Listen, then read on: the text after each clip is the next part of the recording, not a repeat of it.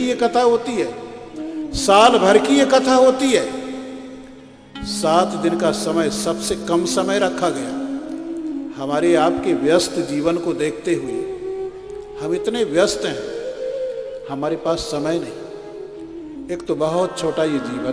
देखिए, सतयुग में 1 लाख वर्ष की आयु होती थी।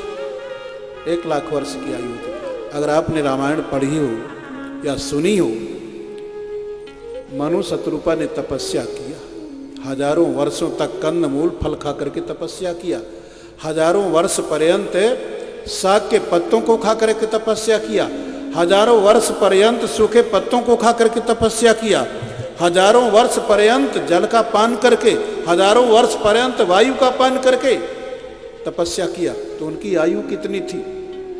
वो सतयुग था। 1 लाख वर्ष की आयु सतयुग में होती थी।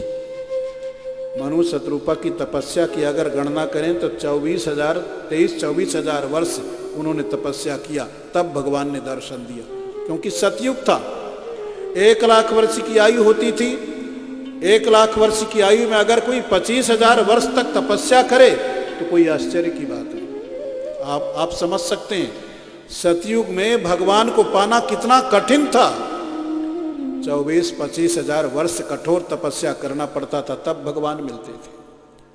सतयुग में तपस्या करते हुए भगवान का ध्यान करना पड़ता था, ध्यान के द्वारा भगवान की प्राप्ति होती थी। लेकिन भाई सतयुग गया, त्रेता आया, तो 1 लाख में एक शून्य निकल गया। अब कितना बचा? 10,000। त्रेता में 10,000 वर्ष की आयु होती थी। अगर सतयुग में भगवान ध्यान के द्वारा मिलते थे तो त्रेता में यजन के द्वारा, यज्ञ